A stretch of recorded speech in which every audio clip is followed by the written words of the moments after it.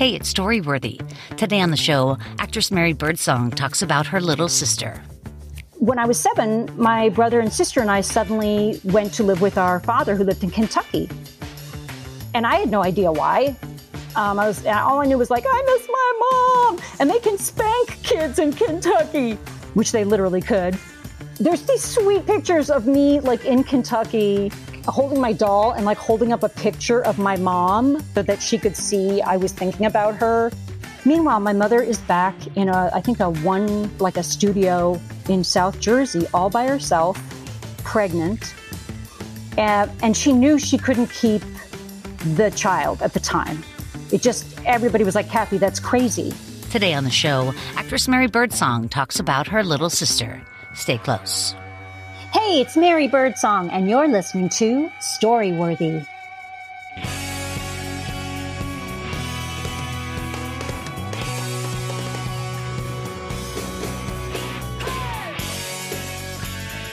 Welcome to Storyworthy. My name is Christine Blackburn, and I'm coming to you from Los Angeles, California. Whether you're a longtime fan of the show of over 12 years or you're a new listener, welcome to Storyworthy. Now, I hope you guys enjoyed the show last week with comedy writer Dan O'Shannon. Dan is such an amazing guy. Oh my gosh, what a great storyteller and a great writer. And we had so much fun. He talked about his first heist, which was a Playboy magazine. So go back, you guys, listen to Dan O'Shannon last week. It really is a great episode. But not today, you guys, because today I'm here with actress Mary Birdsong. And Mary, you've been on the show before. Yes, ma'am. Yeah. I'm trying to think. What was that story? I just looked it up today because I was almost going to tell the same story. Is there like a statute of limitations, like after a certain, like you're a virgin again? That's right. I'm a virgin again. That's right. It was about my trip when I was 16 to Paris. Oh, that's right. That's right. Where my mom wanted the money for the school trip and surprised me. She won it gambling at Atlantic City with money she borrowed from a priest. Oh my God, that is so funny. I remember it so well now. Your mom, oh my gosh. Yes. That was so crazy. Yes. You guys didn't have any money. You were, kind of poor, right, as it were, or lower income. Welfare poor. You can say poor. Poor. I'm poor and proud. I get it. Me too. Have been, am now. Right? It's all the same. And then, wait a second. So then you were supposed to go on the school trip to Paris, but she took that money. Well, I couldn't get the money from my dad wasn't willing to pay for it. She asked him first because they were divorced. And so she was like, oh, shoot, what do? I don't have any money.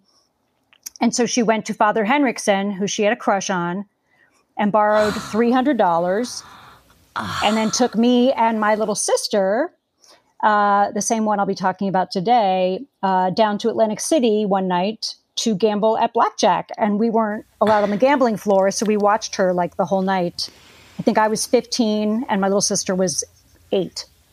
That is so unbelievable. It's just incredulous. And you're 15. You have that memory. I mean, that's as strong as anything. Yeah, It's not like you weren't a tiny child or anything. Right. And I remember like being annoyed because I didn't know why we were there. I didn't know she was trying to win money for my trip because it was expensive. And I was just annoyed because I had to babysit my little sister who was 8 and I was over it. And so she turned the 300 into what? I think over $2,000, I think. And then she was able to pay the priests back. And I assume. You got to go on the trip. I don't know. I don't know if they had some other arrangement, but. That's what I'm saying. Maybe she didn't give him the money. And I'm saying. Yeah, she kind of prayed really hard for him. As it were. Yeah. As it were. Oh, my. And today you bring forth the topic, my little sister. And I have 4 older sisters. Wow. So I've always been, I'm the little sister. And it is funny, though, how, even when you're adults, everybody does still fall in line and take those roles on. I mean, you'll always be the big sister, and that's it. Well, but I was the youngest sister for the first 7 years of my life. So I was the baby. And then all of a sudden we had this surprise baby So it's an Same interesting, different dad, but same mom. Okay. Yeah. Wow. And where do they live now, your sister? She lives in South Jersey. Aw, yeah. that's far. Yeah, That's hon. as far as you can be. Yeah, it's like an hour outside of Philly. You get down to Philly there, get a hoagie, get a glass of water. How about in Philly they have those pretzels, or at least they used to. There was big strings of pretzels. You couldn't get one. You had to get 10. Right. Yeah. Obviously. Yeah. It's so obvious. What are you going to do, get one? It's dumb. That's dumb. You get on the Schuylkill Parkway. Yeah, get on the Schuylkill. Get on the Schuylkill, hon. And you head out and go down to the AC. Yeah. You watching the Phillies game? You watching the Eagles? The Eagles will play. You better not be a bunch of losers. We're going down to the Spectrum. We're going down to the Spectrum because ZZ Top's playing. I don't know if you heard. Spectrum. Oh, my God. But that is far. How often do you get to see them? Not nearly as much as I would like, especially since the pandemic happened. I know. We did finally get to see my older sister and this younger sister, Veronica, and me all met up in San Francisco, I think in October of 2021. And that was really fun. I bet. Yeah. And Veronica is her name. She's always been like, she was into like Janis Joplin and, Zeppelin and all this stuff when she was like 13, I guess. Right. And so, and Jimi Hendrix and like, so being in like Haight-Ashbury and stuff like that was really cool for her. Absolutely. And I grew up like I'm sure you did as well with their music, Yeah, so, yeah. I was always more into, Neil Young, of course, but also, the Beatles and Neil Diamond and all the way back, Neil Diamond. Yeah. Remember Live at the Greek? Remember that? There was that album cover, Live at the Greek. And I just thought that must have been the most glorious night of all time. Oh my God. They're making a Broadway musical now. Sorry to cut you off. I didn't mean to. I didn't know that. Really? Yeah. About Neil Diamond. About Neil Diamond. And I think it's just, I think it's going to be a jukebox musical. Where they just kind of, it's almost like a greatest hits album. Hits. But yeah. I think because so many of his songs are autobiographical, I think it actually will probably hold up on its own as a music. I hope. Because I mean, come on. I know. Some of the best music. So do you love musicals then? I do and I don't. I kind of love doing them more than I love seeing them. Yeah. I feel that about improv. Just it's more fun to do than to watch sometimes. Depends on who you're watching. True. Now, you guys on Reno 911, I'll watch any of you anytime, for goodness sake. That is just such an amazing team of actors on Reno 911. You guys you all work together so well. Is everybody get along like I think everybody gets along? Oh, sure. I mean, we have our ups and downs, you know what I mean? Like any family. And any show that's been on the television or other platforms, whatever, for more than a year or two, it's like a band. You know what I mean? It's like, so we have our little tiffs, we make up, but sure, but it's not genuine love for everyone. That's so wonderful. I think you can really see that. Do a lot of those scripts, are there blank pages where you fill in improv, or what does the script of Reno 911 look like? Even the movie? Well, the script for the series is, just an outline. Reno deputies arrest a grandmother who is running a meth lab, and then we'll have an actor that's playing that character. And then they'll just say, okay, Carlos and Cedric, you take this one. Wow. Some of them might be slightly more specific than that, but some aren't. And if I don't know if they still do this, but I've always admired the way they build their season. It's almost very old-fashioned. Like old school musicals used to basically be built, and movies too, were totally built around whatever skills or talents the person had. I happen to be a great juggler. Let's set it at the circus. And so it was kind of manufactured, in that way. It wasn't very organic, quote unquote. But so Reno, at the beginning of before they would write the season, they would bring in all different actors comic actors that they liked in the community or wherever to pitch them ideas for stories they wanted to do. Wow. And characters so they wanted smart. to do. Yeah. So smart. Wow. I love that idea. Yeah. And that must be, like, in one way, somebody might think, oh, well, that must be so easy because you don't have to memorize any lines.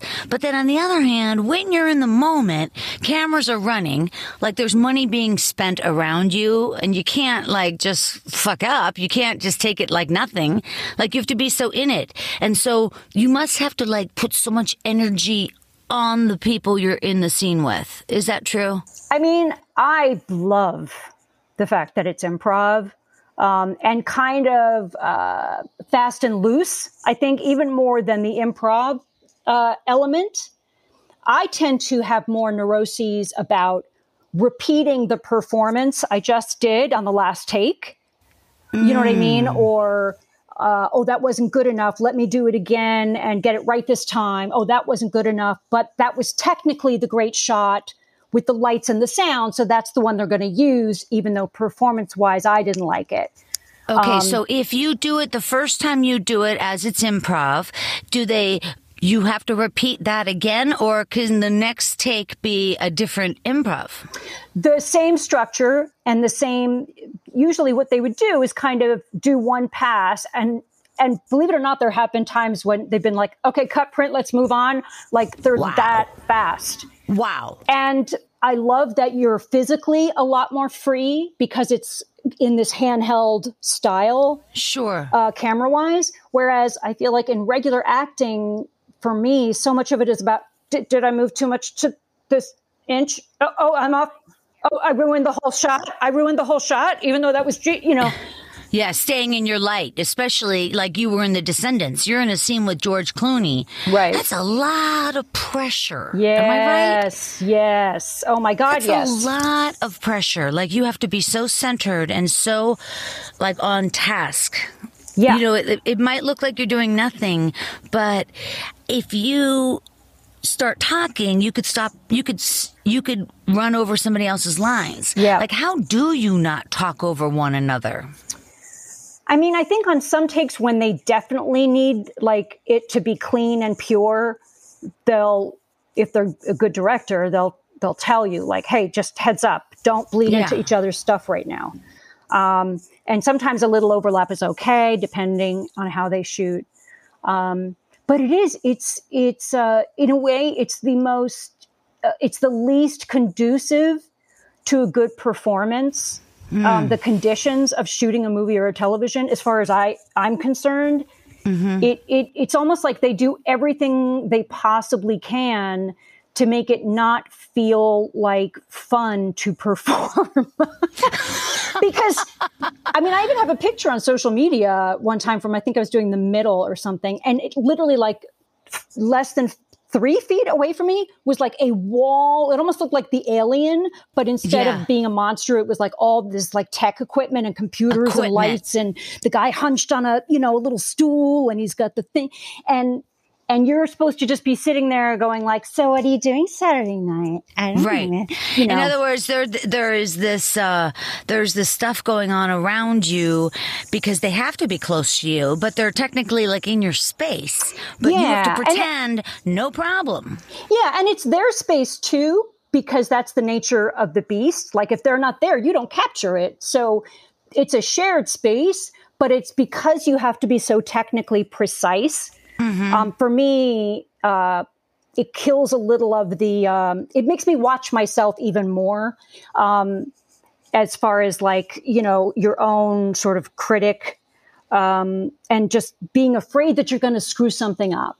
Yeah, but probably like a body check too. Like you can't just be flailing your arms or like screwing something up. If nothing else, you could be blocking their light. Like, you could be making a shadow on the shot and then they can't use that. Yeah. And so I do try to like really work with like the DP or the, whoever it is and say like, is this okay if I lean back a little bit like this? Or does that screw you up? So you kind of learn to sort of. It's such a collaboration. Yeah. It's such a collaboration. I just feel like in general with film and TV, it's still such a young medium compared to like, say, theater or improv, or which is, millennia of history for that.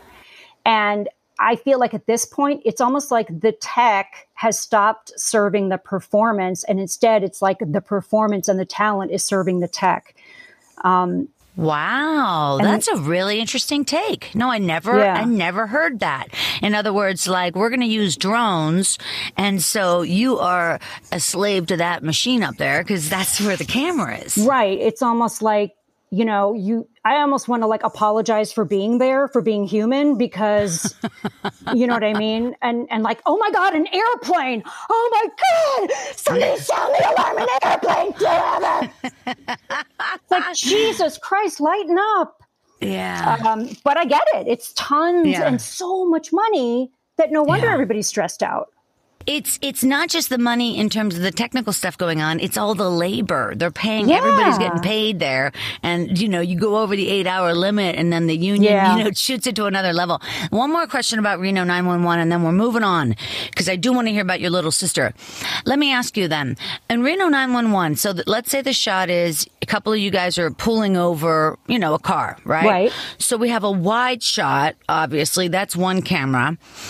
And then I know you said handheld, but there's got to be shots on each of you. Yes or no?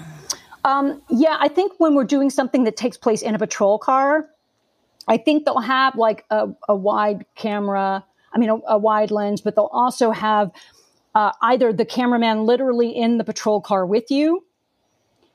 Sometimes Joe, when we had Joe doing it, who was amazing, Joe Kessler is his name. I remember one time he was literally in the trunk. Okay. Really? Yeah, I had no idea. For some reason. But I think we also have like a dash mount cam or something. I guess so. Like up in the rear view mirrors or something. I'm ridiculously ignorant of that side of things. It's just interesting because I'm trying to picture it all. And I know that, if you're like in a sound stage, then they've got, a camera, a wide shot. They've got a camera on each actor and maybe even another camera. Yeah, this is very like guerrilla footage. And luckily they bought themselves the license to be that raw and loose because it's supposed to be like the old cops reality shows where they're literally like running with a camera. So it's so smart. It's so smart. Yeah. Because then when the camera just flies off screen, nobody cares. Nobody thinks twice. And the cameraman, like Joe Kessler, he may as well have been like the eighth cop or whatever, how many cops we have, because he had to be in the improv with us and constantly be ready to catch stuff as it happened. So, unbelievable. Yeah. All right. Now, Mary, you have one of the most entertaining YouTube sites, YouTube pages, whatever you call it. I have never laughed so hard in my whole life. You're so sweet. As to that Chucky, that little Irish girl, that baby. Can you set that up and tell people about that? Because it is outrageously funny. And if you go to Mary Birdsong's YouTube page, it comes up right away. Like, That's you don't true. even have to click on anything. It just comes up. Whether you wanted to or not. Fast and funny as hell. Well, tell me about that. How did you even find her? You are so sweet. I think it was just, either randomly coming upon this video. I can't remember if she's from Scotland or Ireland, but it's one of those things where a friend is like, you haven't seen Chucky hit me? You haven't seen Chucky hit me in the head? You have to see Chucky hit me in the head, And so I looked at it and I was like, oh my God, I couldn't stop watching it. And it's just a little girl. Yeah. She's in a little pink dress and I think she's in a high chair and she's like, he hit me in the head. And you hear the whatever the Irish mother going like, who hit you in the head? And the little girl goes, Chucky. Fucking Chucky. And the mother goes, oh my God. Oh God. And then she just keeps doing it. Yeah. Fucking Chucky. I just put it on a loop. Who hit you in the head? But the little girl was in the kitchen, right? She's this little girl in Ireland, and she's in the kitchen, and she's just having a conversation with her mother. And then when you did the character, you put a background of a crazy kitchen, and you made yourself really small. How did you think of that? It's like, I'm literally just trying to do the best I can to recreate it, which is not good at all. Right. Like, but my best is bad. And I love that sort of like E for effort, sort of like punk rock, like lo-fi. Exactly. Like, Exactly. who cares? Who cares? We saw the boom. It's funny. Exactly. It's so funny. And you have that little thing in your head, like the little Irish girl had, like this little big red bow. Like for no reason, right? Just this big crazy bow. And the way you do it, and you look up like the little girl's looking up at her mom. And you do choky, fucking choky. Hit me in the heart. And the heart. And then when the mother goes, oh my God. Oh God. Oh God. You guys have to see it. Just go over to youtube.com right now and just type in Mary Birdsong and it comes up immediately.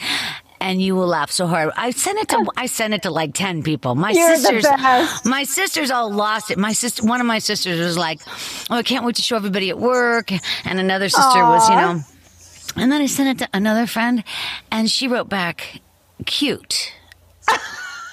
And I'm like, who are you? That wasn't cute. That was fucking hilarious. It's a big difference. Yeah. It's not cute. Oh, my. Anyway, I'm really excited to get over to your story. But before we do, I wanted to remind you guys to follow me over on social media at Storyworthy and also at Story Smash. And you'll see everything going on. We're excited here over at the Storyworthy team. Me, myself, and I. All right, you guys, let's get over to the story right now. Mary Birdsong is here. You heard her talking. Mary Birdsong is such a tremendous actress, and you've been on so many great shows like Succession, where you play Greg Hirsch's mother, right? Because that guy, Greg Hirsch, is playing the nephew. He's the tall, thin guy. You're the mother. And those scenes, you're mostly in bed, as it were. Yes, I try to negotiate for that whenever possible. I like to be lying down or sitting. And preferably in pajamas, which I was for the scene. So, speaking of which, I watched Misery again the other day because, as you know, James Caan passed. I know. And I remember him talking about Misery and how, he just laid in bed. He was in bed the whole movie. He just laid in bed. That's probably why he said yes. You know what I mean? They made it as easy as possible. I worked with James Caan in a pilot. I know you did. It was a Fox sitcom called Rubbing Charlie, starring James Caan and Jill Clayburgh. No. That's not the one? Not the one, but close. Okay, I got it.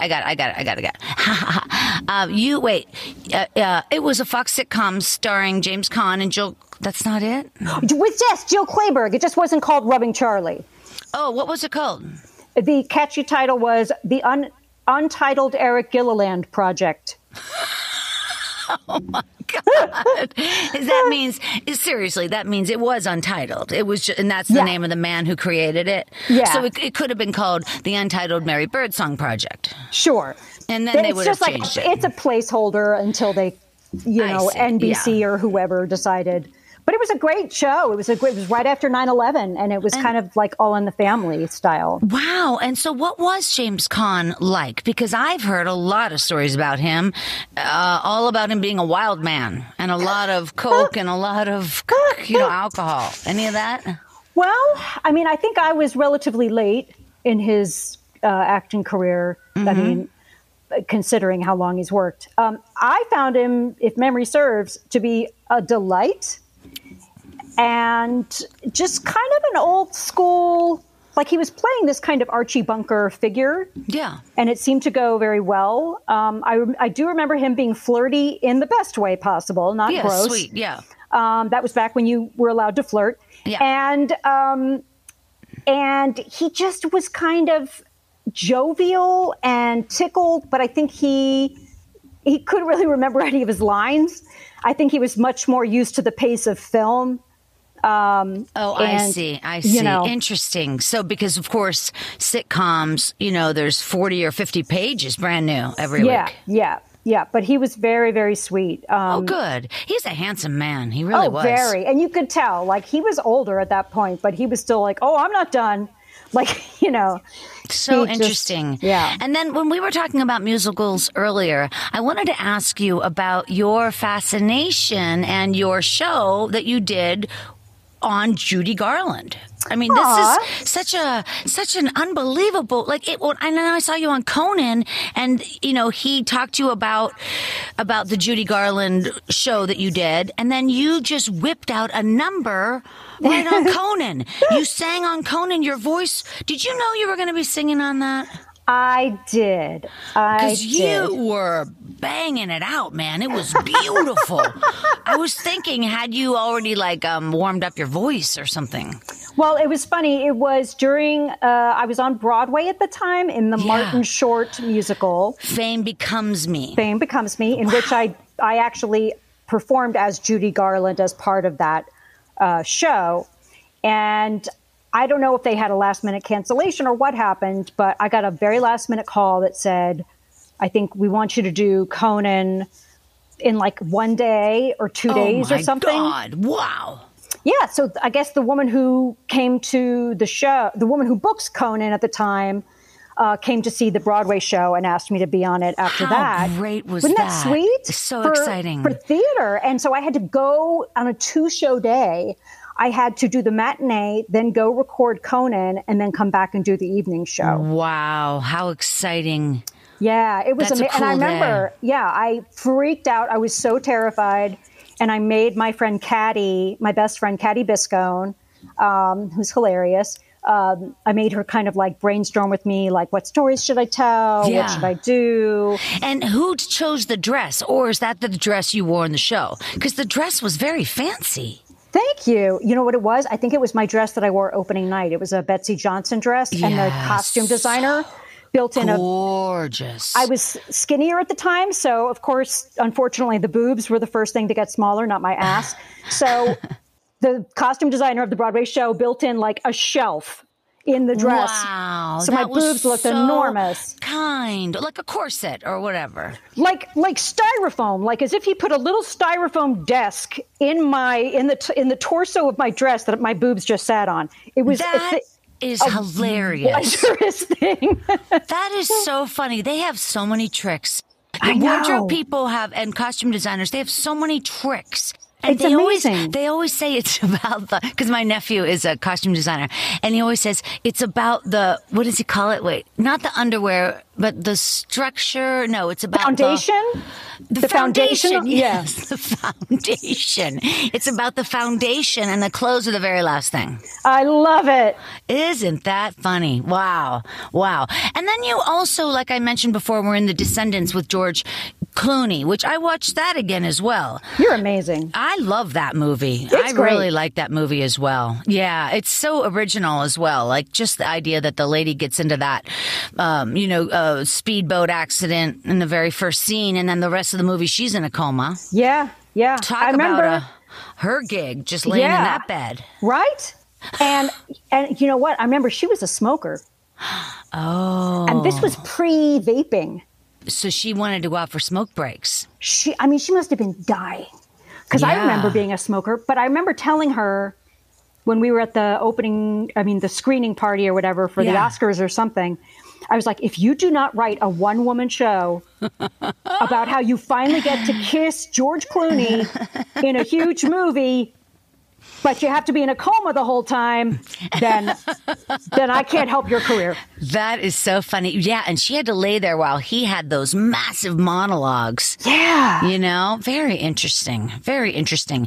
And then you also were on Masters of Sex. You played Hugh Hefner's secretary. Yes, I did. And then also that movie or that show Generation, which I never watched, but when I just watched the previews or the promos for it, it looks really good. I have to say, I was really impressed. It was written by I think she was 16 when she told her dad that she wanted to write a show because she had 2 gay dads. Wow. And she just felt like there weren't any shows kind of talking about that. Sure. Kids with unorthodox parents. Sure. Modern Family. Yeah. Yeah. And also kids who are actually in high school and stuff that actual high school kids talk about, which is much racier than we normally see, except for that movie, was the big show? 13. Remember Euphoria. That movie? Oh, Euphoria, yeah. But do you remember that movie 13? You know what? I'm awful. I haven't seen it. Well, it's so 1,000 years ago. It was 1,000 years ago, but it was one of these that was supposed to shock you that 13-year-olds are doing this. But it did shock us because I don't know any. I mean, my kid's 15, but I don't remember at 13 her smoking meth. I mean, it was an extreme. It was an extreme. Yeah. It wasn't reality teenagers. Right. And then there was another movie called 8th Grade, I think, which I liked. I don't remember every once that in a while one. those come out. Mean Girls, the high school thing, or that era. I just remember like movies like, was it Little Foxes or something? Like Christy McNichol and Jodie Foster at a summer camp, and somebody gets their period, and so they make fun of them. And they're out on the canoe, out on the lake, and they have to get back in because there's a storm coming. Right. And then you also, oh my gosh, Mary, you've done so much work, and I'm so happy for you because your talent is like, it's just so superior to so many things I've seen. Really, you are like a Wendy McClendon Covey. I mean, you're the best. But it's true. And like on your YouTube page that we talked about, you did 365 characters in 365 days. Did you really get through that? I didn't get through that. It's still on the bucket list, but I remember I was doing that simultaneously while I was taking care of my mom in the last 3 months of her life. Solo. Oh my. So it weirdly turned into like therapy for me. I'd be like, okay, take your methadone or your morphine or whatever. Like I'd give her morphine and then go in the other room and be like, Chucky hit me in the heart. Like fucking crazy. Oh my God. That is crazy. Were you here in California? I was for some of it, but then I went to New Jersey to take care of her. So I was like in the guest room. And yeah. You're doing these wacky characters. It sounds like a farce. You have to run into her room. Oh, you forgot to take off the wig. What? And you're in a ski mask. Your mom screams. So funny. But how many do you think you got done? You did at least 100. I think I did like 180 or 185, something like that. Where did you get the thoughts for all those characters? Oh, there's so many more. From your life? Is it people from your life? Is that mainly it? It's some people from my life. Sometimes it's just a woman I saw in a commercial. Sometimes it's a YouTube video. Sometimes it's just somebody I wish I were, somebody from, that I imagine from like, because I've always wanted to be in like a Downton Abbey type show. You know what I mean? Yeah, so it's like a way to live out all the casting fantasies, fun. That you'll never get. The little Irish girl. Sure. Yeah, sure. And listen, all this incredible work that you've done, I have to say, it is also incredible how many pilots you've done. And I guess that's par for the course. But I don't think people realize, like, if you book a pilot, you are so flippin' excited and elated and it's going to go. And then out of 100 pilots, they only pick up 3. Yeah. Yeah, like it's very much, it's like a step above winning a lottery ticket. I mean, winning the lottery, but it's very rare that, everybody says that their pilot is going to be the one to get picked, right? Well, here's why I can't even believe it, because I'm looking at, these pilots you've done. And you did pilots with Sherry O'Terry, Christine Baranski. Yeah. And these are big names. James Caan, like we said, in Joe Kleberg. And you think like, oh, well, if Christine Baranski's in it, she's going to go. Right. I mean, how couldn't it? And that one, I mean, unbelievably went for a season. Jim Gaffigan starred in it. Oh, wonderful. And it was a really good, fun show. It, for whatever reason, didn't last more than a season, but at least it was, on the air. And I recently did one with Roseanne Barr and John Goodman. Oh, my back goodness. together for the first time. Tell me everything. What is happening? How was Roseanne? Did she kick you in the teeth? No. I mean, and this was pre, like, all that stuff that went down on Twitter and the politics that she got into. Oh, okay. She was a love. Wow. She was an absolute love. I personally watched her do really kind stuff for, I'm talking like an extra, like an 11-year-old extra. Wow. And she just didn't take bullshit. And I think because she didn't like play a political sort of like, could you do that for me? You're dear. I love you. Thank you so much. She wouldn't do that. She'd just be like, wow. I need you to do the thing I wanted. Like there's no. and she and John still got along. So they both got along. That's so interesting. That's also interesting. In other words, personally, she is a kind person talking to, like you said, the extras or whoever. But then when it comes time to shoot, she just knows what she wants. She's been in the industry forever and just do that. Like, no, I hear her in some ways, because sometimes if I'm working with somebody, God help you if you're working with me, but sometimes I do get short with people, because I'll say, just take the flash drive and take it over to that desk. And then they'll say, so what? I'm sorry. What was the problem? I just spoke English. So I do get short. Like, I'm sorry, what didn't you hear? I said, then I have to repeat it. And then I do lose patience, because I'm just talking to you a sentence. And I feel like actors, they know how to do it, because you're used to just being told to do something and you do it. Yeah. You at least try. You at least try. Because every actor is a people pleaser at heart. Like, they all want to get it right, on some level. And I think I don't normally like to go down this road, but I really do think she's an example of, if she were a man, nobody would have had a problem with it. Sucks. She had one of the most, if not the most successful sitcoms. It was on the air for years. Mm-hmm, so, how difficult could she have been? And John still loves her and would work with her in a heartbeat. I feel like she just doesn't suffer fools, and she sometimes gets into trouble maybe with the no filter part of her persona, and just says shit that people take in the worst way, and especially in this day and age. When she hit it big in the 80s, there was nothing like that. There was nobody like her that got on stage at the Comedy Store.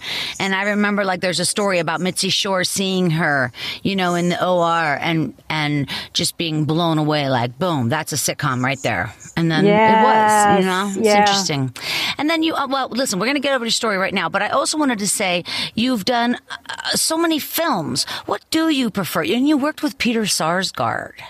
Yeah, gosh, he's a good-looking man, huh? Yes, I really loved him in Dope Sick. I just saw him. I did too, and also in Big Little Lies, right? Wait, was he in Big Little Lies? I haven't seen it, so I don't know. Oh God, you got to see that too.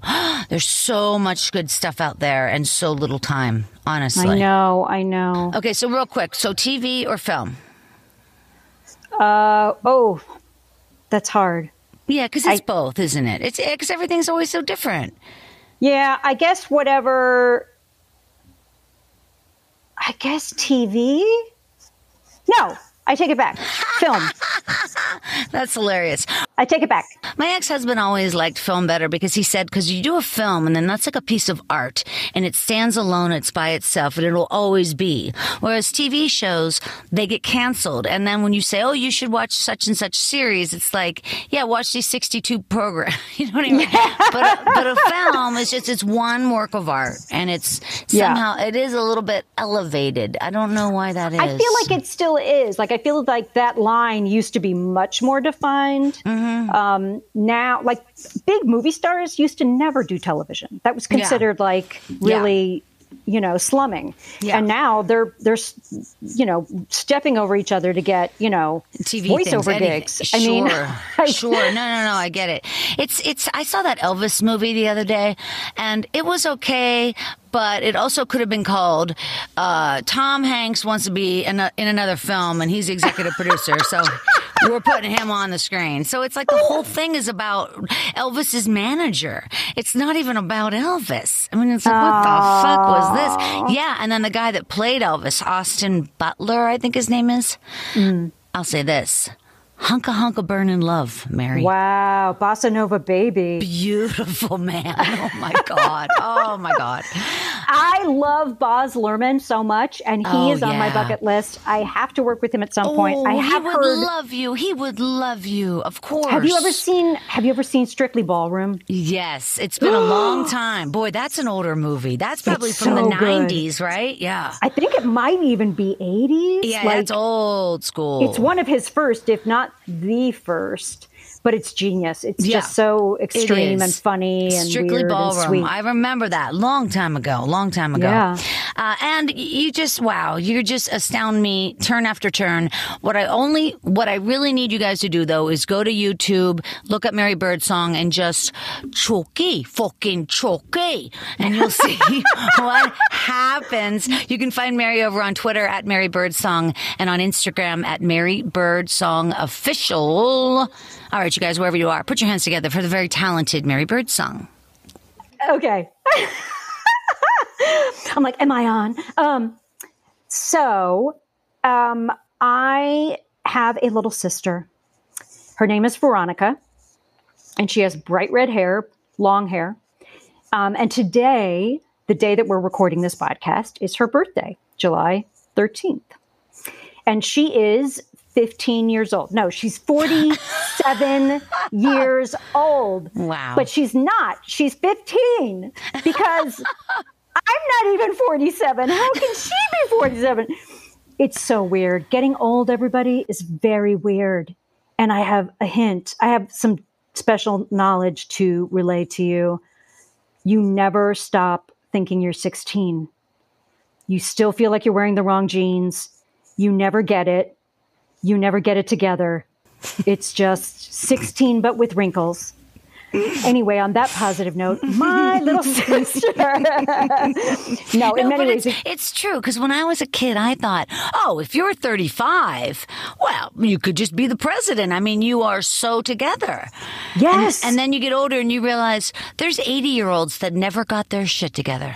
Oh, my God. Yeah. I just saw a post yesterday on, I think it was Garfunkel and Oates, who were hilarious. Yeah, the guitar duo. For whatever reason, at the time, I couldn't even have the sound up, but I did see the titles. And it went from the one girl going like, I'm 29 and I'm at the top of my game. Like she's singing this song and like, everything's possible. I'm waiting for the right guy because there's so many guys. And then the blonde woman, I can't remember her name right now, but she's playing the 31-year-old and her only line is like, I'm all alone. There's nobody left. Everything's over. Which I thought was right on point. So funny. Yeah. So I, for many years, was the youngest sibling of, there were three of us. And then 7 years after I was born, I had suddenly a little sister named Veronica. And the thing I kind of love about this story, especially now when Roe v. Wade was I can't. I know. That's the only words. I know. I put my head in my hands a lot, and I just go like this. Yeah, It's just unbelievable. Yes. But at the time, I'm pretty sure it would have been 1976, I believe, when she was born. I'm pretty sure abortions were legal. And Veronica is with us. Obviously, she's here. But I remember I was 7 at the time, and I didn't realize this, but my mother had gotten pregnant. This was maybe a year and a half, 2 years after her divorce. Wow. And this was by a different man who apparently did not want to be a father. And my mother had no money. I don't even know if she had a job at the time.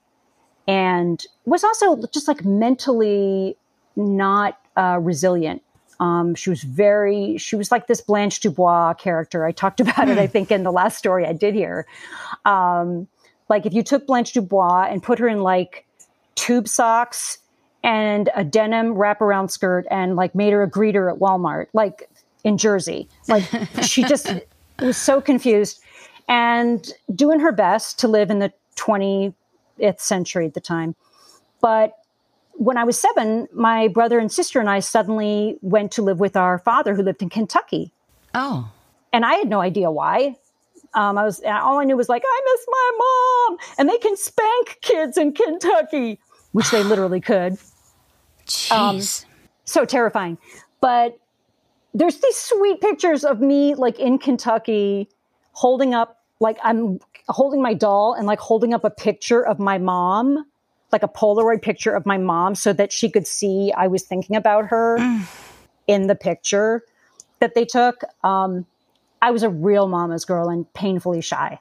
But we're there at my dad's. We then went to like Houston to visit our aunt and our cousins. We went to Louisiana to visit my grandmother. Meanwhile, my mother is back in a studio in South Jersey, all by herself, pregnant. And she knew she couldn't keep the child at the time.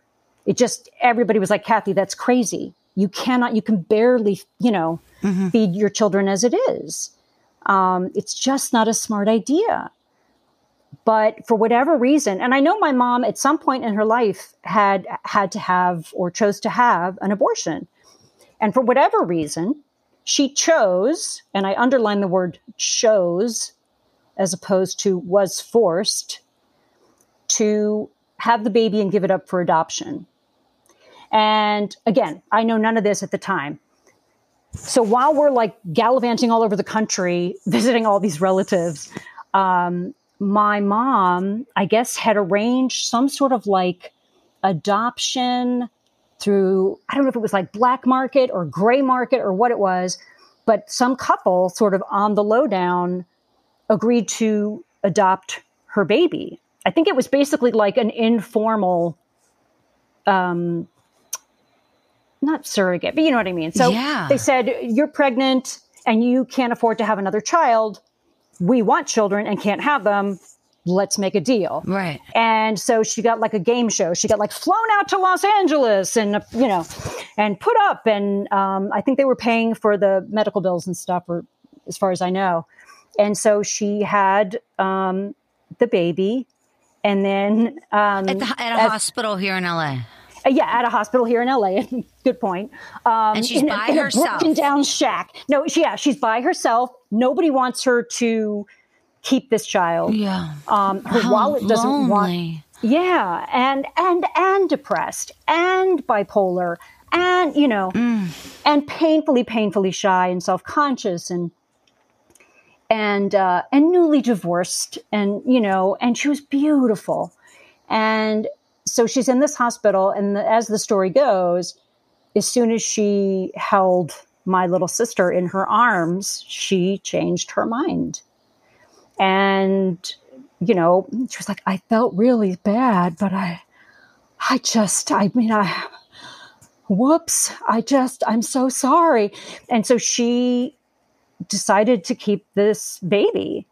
And from what I remember her telling me, it was her father was the only one who was like, if you feel that strongly, you should listen to that impulse. And so against her better judgment, it's like that Lauryn Hill song, Zion or whatever. What is it they say? Lauren, baby, use your head. Like everybody's telling her not to have her son. Yeah. Now the joy of my world is in Zion. Wow. And so we're visiting my grandmother in Louisiana. And all of a sudden we're there and my mom shows up. We haven't seen her in like over 9 months. Oh my God. And she has a baby. Oh, my God. And it's this little cherub with red hair. And it was like, I just kind of felt like, oh, neat, a baby. Yeah. And because, again, we didn't even know, or maybe my sister did. I don't know. But we had no idea. My father certainly didn't tell us. My mother certainly didn't tell us. And this was in an age where there was a lot of shame attached to being a single mother without a father. Yeah. Present. And my dad was, he was a good man, but he was divorced. He was living in Kentucky. He had his own family starting there. And did he go on to marry somebody else and have more children? Yes. Wow. Yeah. Okay. So what happened? What did he say? Well, he didn't say anything from what I remember, because he was in Kentucky. But if you think, I remember like that was part of the hardship growing up, is the child support he did pay was supposed to pay for 3 children. And now it was going to support for, and he wasn't willing to. Who was the father? Who was the father? His name was Howie, and he just was not interested. And your mother, did they date or just? She had dated him before Yeah. she got pregnant. And then once she told him that she was pregnant, he just... Oh, my God. So crushing. So crushing. I know. And so part of the reason I tell it is because I cannot imagine my life without my little sister.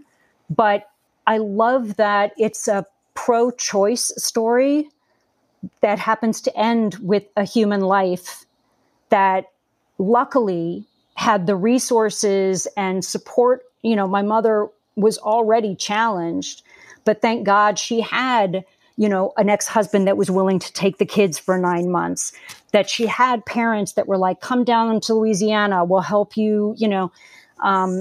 And she chose that for herself, not because somebody was telling her she had to, but she was choosing adoption, and then she chose to keep it. The thing she had already had 3 children. Yeah. So how in the world would you look at a baby and be able to give that away? Because you know what it is. You've already done it 3 times. There's no way. I mean, my God, she must have been through so much pressure. She must have had so much pressure on her. Yeah. And she was a very spiritual person. She could be impossible to get along with, my mother. But she was a very loving person, and a very spiritual person. And I think if she felt a connection like that, that was something she put a lot of stock in. And this like light, I have this picture of Veronica as this bright redheaded baby.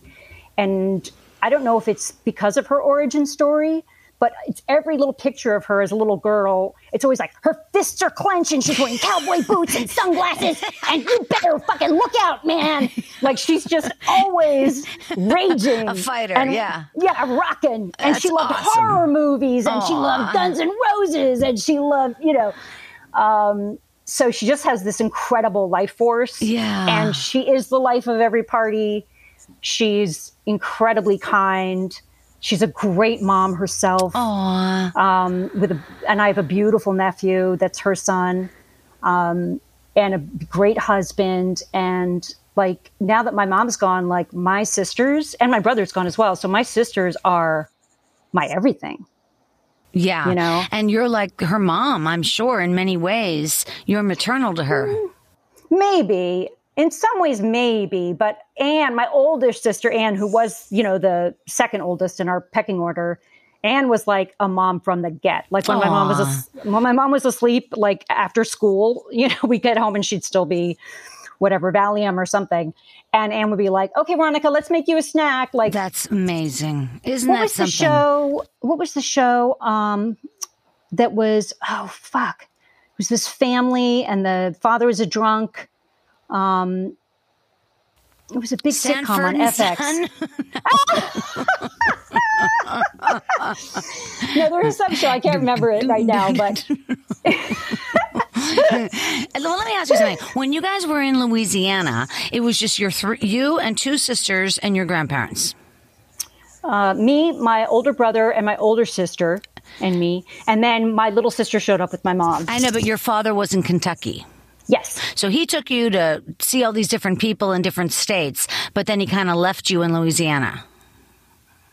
I mean, I don't know if he left us there. I think it was during the summer, so it was we were part of the plan. It was the plan.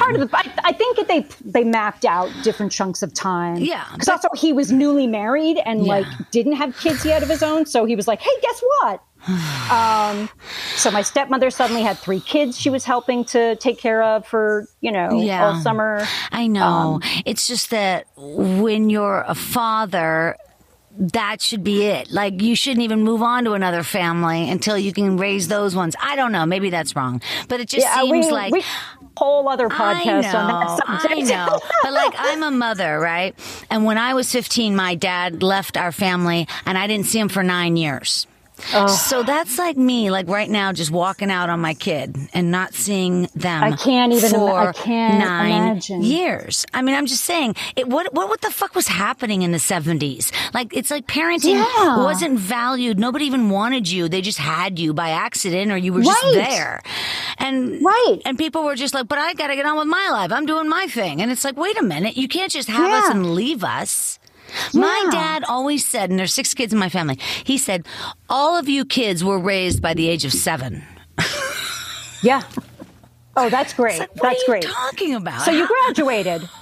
You could have gone on to a brilliant career then, Christine. How could I know anything at 7? I mean, what is... Oh, my God. I know. He would say, you know right and wrong by the age of 7. It's like, oh, Jesus. Okay. What are you, an ape? They're like, and gorillas stay with their children for 7 long years. Right. And here we are out in L.A. just singing and dancing and trying to get that approval. And you tell me that doesn't go back. That goes back.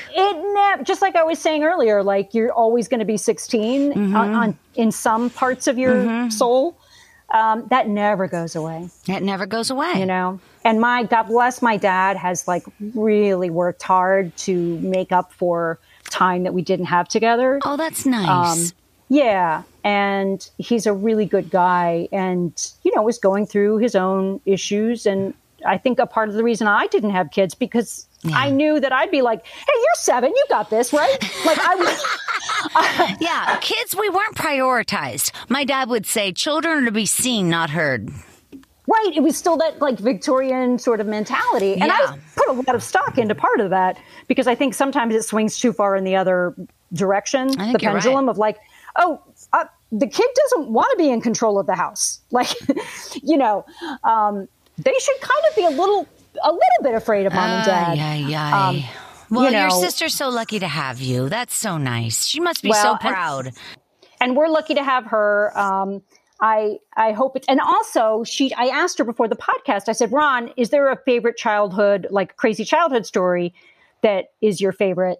And she was like, yeah. And I haven't even mentioned it yet, but it's real quick. But it brings me back to the point of like, I just think she was supposed to be here. We lived on the ocean on a little island. And she swam way far out with my mom's boyfriend's granddaughter and got so far out that the lifeguard had to go out and rescue her because they got so far out. Did they go out in a little canoe or did they swim out? I think my sister, that's what it was. They went out on these big black inner tubes. Oh, we would always swim in those. And then they were way out. That is so freaking scary. So she said the lifeguards had to, swim out. And we know people who drowned because of like undertow and stuff like that growing up. And so luckily they rescued them. And she said by the time they got to them, they were surrounded by a beautiful school of these bright blue fish.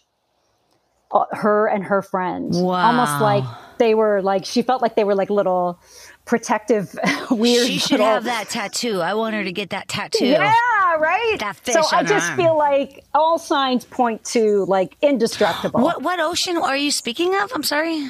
Atlantic Ocean. Oh, yeah, I know, but I'm sorry. What beach? Where did you grow up exactly? Oh, I'm like, there's not that many oceans, Christine. It's called Frank's Ocean. I don't know if you've heard of it. It's South Jersey. It's a little community called Long Beach Island. Oh, wow. How interesting. I had no idea. We always went to Ocean City, New Jersey, but I had never heard of that, Long Beach Island. And there was a high school on it. There was a high school? Well, we didn't really have a high school. We had a grade school. And then where did you go to high school? Did you have to get on a boat? Well, we were over 7, Christine, so we didn't need high school. No, we had to go over this bridge to the mainland, to the high school that was there. That's so interesting. Wow. Isn't that crazy? And you were an island kid. Yeah. And it's a very strange, I call it Deliverance, but with surfboards. Oh, God. It was you'd almost feel like in the mainland, it was almost like you were in backwoods Mississippi. It was very odd. Oh, wow. But the islanders were more like, hey, we're potheads and we surf and we're groovy, man. Yeah. Whatever. Let's throw some shrimp on the Barbie. Yeah. It's like the whole country of Costa Rica is like that. Yeah. I'm not sure. I've never been there, but I've heard that. Listen, I'm so happy to talk with you. Thank you so much for your time. This is amazing. Thank you. Really, you are so talented. I love seeing you on everything. Everything you do, I adore. Really. I really Well, do. likewise. And I really want you guys to, like I said, go over to YouTube and just look up Mary Birdsong and you'll see it right there. Go ahead, Mary. Give it to us one more time. Oh, it's youtube.com/Mary Birdsong TV. Oh, Mary Birdsong TV. But no, not that. I meant give them the Chucky. Tell them what they're in for. Oh, he hit me in the head. Who hit you in the head? Chucky. Fucking Chucky. Oh, God. Do you think the kid really had a friend named Chucky? I'm very sure because she leans forward very conspiratorially. Yeah, I know. Right? But the baby's like two or three. And then they really do say fucking Chucky. Fucking Chucky. So her father, somebody in that house is talking, saying fucking every other sentence. It's it's the best. And then it's so good. It's the best. You guys then follow Mary over on Twitter at Mary Birdsong and on Instagram at Mary Birdsong Official. And don't forget to follow me as well at Storyworthy. And hey, if you haven't given Storyworthy a review lately, why don't you do that? That's like a 12-year anniversary gift to me. I would so appreciate it. Review Storyworthy wherever you listen to it. All right, you guys, one more time on behalf of the very talented Mary Birdsong. Thank you. Thanks, guys. Thanks for listening to Storyworthy. My name is Christine Blackburn saying, make it a story-worthy week.